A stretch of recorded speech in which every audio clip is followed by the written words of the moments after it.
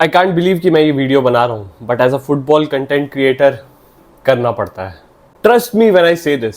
जब मैंने ये न्यूज सुनी थी, मेरा सच में मन किया था अपना लैपटॉप उठा के फेंक दूं भाई।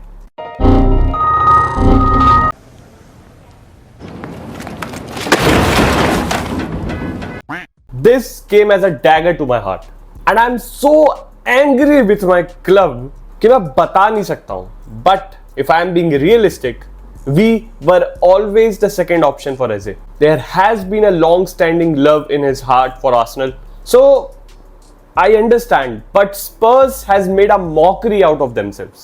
Anyway, ये वीडियो स्पर्स के बारे में नहीं है, उनके बारे में कभी और डिस्कस करेंगे।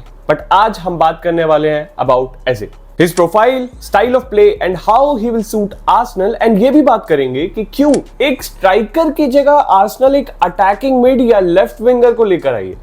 बहुत हिम्मत करके ये वीडियो बना रहा हूं, तो I just want your support and motivation. Like कर देना इस वीडियो को if you enjoy the analysis, and subscribe भी कर देना अगर आपको ये चैनल पसंद आए। ऑल्सो वीडियो के बीच में अगर मैं गुस्सा होकर कुछ करते हुए दिखूं तो please ignore that. Spurs fan हूं ना, यू नो, अभी तो होगा, ये समझ सकते हो तुम। चलो फिर let's begin.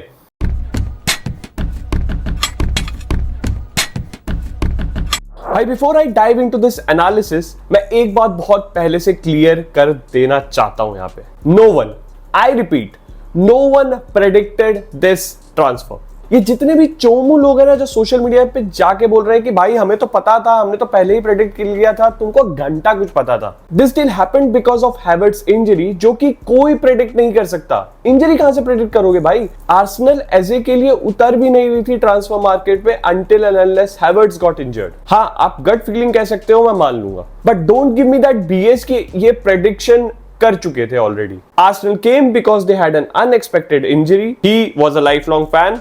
He chose Arsenal, period. Just wanted to clear it up. Now let's see why Arsenal went after Eze. Arsenal had three big issues last season: failing to convert draws into wins, failing to break down low block team, and over-reliance on a right wing. एजे आपको एक तरफ से ये तीनों problem solve करके देता है। Last season they found it difficult to break teams down, winning only 7 of 17 games where they had 60% of possession or more.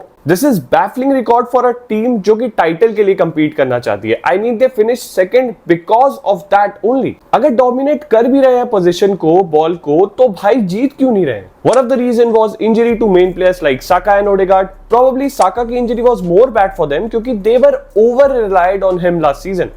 Almost जितने भी अटैकिंग सीक्वेंस आते थे, they came from that right flank. Left flank was not even used properly, जिसके कारण teams find it easier to contain them. कैसे?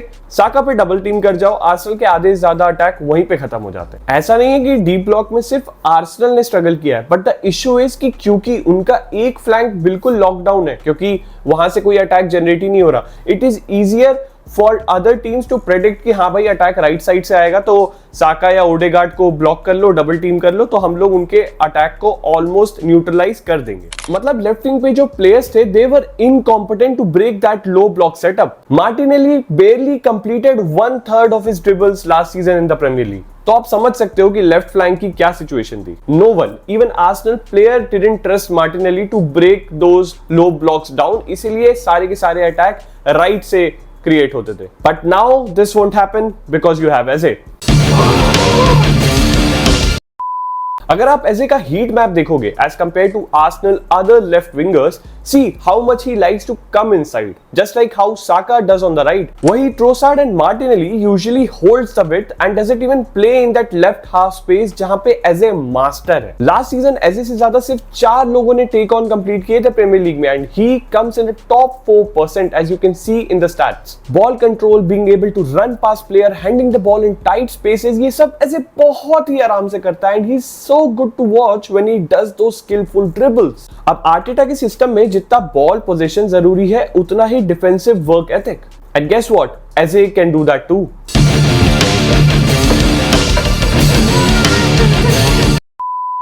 As they have won the ball back in the middle and defensive third more than almost any other attacking player in the Premier League. अगर आप उसका chance creation map देखो तो पता चलेगा कि most of the chances were created around the central area और left half space. तो आप expect कर सकते हो from him to drift inside mostly with Calafiori or Luis Kelly, their left back, providing width at the left flank. उसका game is not dependent on his pace जैसे कि Trossard या Martinelli का था. He is creative and loves to take on players. तो उससे expect करो कि वो टाइट स्पेसेस में अच्छे पासेस निट करेगा अपनी टीम के लिए. रही बात उन्होंने स्ट्राइकर क्यों नहीं साइन किया इफ हैवर्ट्स वाज इंजर्ड, मुझे लगता है they have already added Gyokeres. Market में अभी कोई ढंग का स्ट्राइकर नहीं है जो कि एक क्वालिटी बैकअप हो और टीम की क्वालिटी को एलिवेट करे.